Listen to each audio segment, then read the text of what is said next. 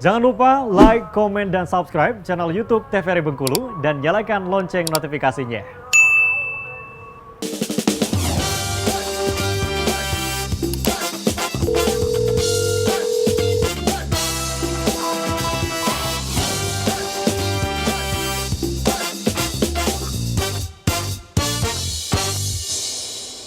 Hai sahabat sehat, terima kasih Anda masih bersama kami dalam Dokter Kito bersama Kito Sehat. Dengan tema kita di Dokter Kito hari ini membahas mengenai fraktur atau patah tulang.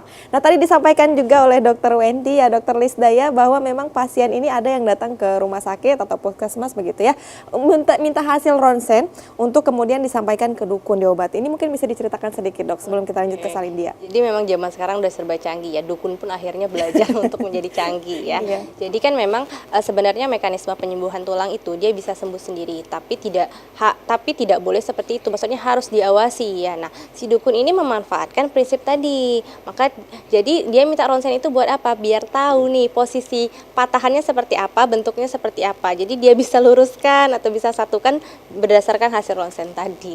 Nah itu sebetulnya bisa lurus juga sebetulnya ya dok ya, Tapi kalau tidak diawasi, tidak tepat penyusunannya, maka bisa menjadi komplikasi seperti tadi deformitas, misalnya pendek sebelah gitu ya. Kemudian bisa resiko infeksi juga bisa. Apalagi kalau misalnya dia mengena jaringan sekitarnya yang tidak diketahui dukun tadi ya, maka jaringan itu bisa mati kalau tidak ada aliran darah yang cukup. Bisa diamputasi, kan gawat ya, bahaya. Gawat, malah bisa menjadi semakin bahaya ya dok ya. Benar. Baik, nah dok mungkin bisa kita lanjutkan Kita jelaskan lagi ya. Jadi memang zaman semakin canggih, maka banyak sekali kejadian-kejadian seperti itu ya. Datang ke rumah sakit atau ke klinik misalnya, bisa ronsen nggak? Ronsen sendiri diminta oleh dukunnya. Jadi karena dukun itu memanfaatkan prinsip 4R tadi ya, yaitu mengembalikan posisi patahan tulang pada posisi semula. Nah, tapi untuk ini medisnya ya, jadi reduksi itu ada dua jenis, reduksi terbuka dan tertutup. Nah, jadi yang terbuka itu biasanya pada fraktur yang terbuka ya. Lalu dengan fraktur yang tidak stabil ya, dan diusahakan seanatomis mungkin. Jadi kita mengusahakan seanatomis mungkin, tapi tetap kembali ke awal, dilakukan untuk mengembalikan fungsinya semaksimal mungkin ya.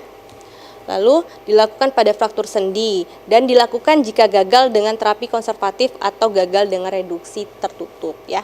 Nah, reduksi tertutup itu biasanya pada fraktur yang tertutup ya, dilakukan pada fraktur yang stabil atau fraktur yang pergeserannya minimal, dan biasanya dilakukan pada anak-anak juga. Jadi kalau misalnya reduksi ini atau reposisi ini biasanya dilakukan bidai seperti itu ya, disatukan.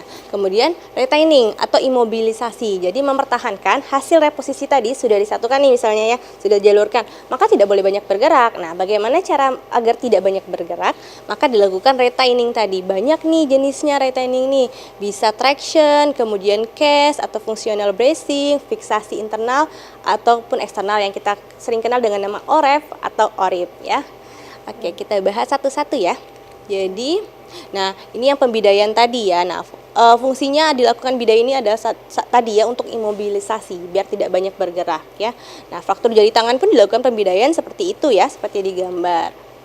Nah, ini dilakukan oleh tenaga medis ya. Nah dok, itu izin nanya dok, itu kan ada yang bidainya seperti ini, ada yang lurus begitu. Itu Ya. apakah ditentukan oleh memang berdasarkan patah tulangnya atau Berdasarkan gimana? patahan tulangnya, jadi ada prinsipnya pada pembidaian itu.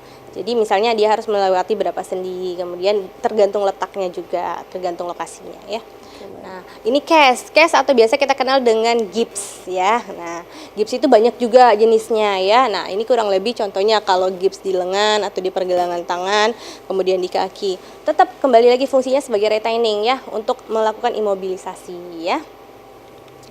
Nah, ini traction nih, ditarik. Jadi, ini kan ada dari yang bawah sampai ke atas itu ditarik. Nah, fungsinya tadi tetap untuk menjaga agar hasil reposisi tadi bagus ya. Ini traction. Nah, kalau zaman dulu seperti itu ya, diangkat gitu. Ini udah dari zaman dahulu kala sebenarnya, dari zaman perang sudah dilakukan. Kenapa? Karena kalau zaman perang dulu kan nggak mungkin kita gips satu-satu atau apa gitu ya. Jadi untuk zaman perang dulu orang yang patah-patah tulang, kalau biasa lihat film-film itu diangkat-angkat kan, seperti itu diangkat, kemudian itu pada tentara-tentaranya biasanya. Jadi memang sudah dilakukan sejak zaman dahulu kala ya. Traction ini. Nah, ini reduction OREF ya. reduction, open reduction, external fixation. Nah, ini salah satu contohnya ya. Jadi dipasang skrup atau misalnya pennya ya, tapi dari luar. Ini yang OREF tadi ya. Nah, tujuannya apa? Jadi ini biasanya pada fraktur dengan kerusakan jaringan lunak yang berat sehingga luka harus dirawat terbuka ya. Kemudian fraktur yang disertai juga infeksi. Lalu bisa juga fraktur pada area persendian, fraktur multiple berat ya. Kemudian fraktur yang tidak menyatu. Ini yang OREF. Ada juga namanya ORIF. Nah, ini kalau ORIF itu open reduction internal fixation. Jadi di dalam tulang nih, lihat nih. Ini ada skrupnya nih. Nah, skrup di dalam tulang itu, ini ada besi-besinya dalam tulang. Itu fungsinya satu tadi untuk menyatukannya ya. Jadi dimasukin ke dalam tulang. Dan ini harus dilakukan operasi ya. Jadi tidak dapat reposisi kecuali melalui operasi ya. Jadi harus dilakukan operasi ini.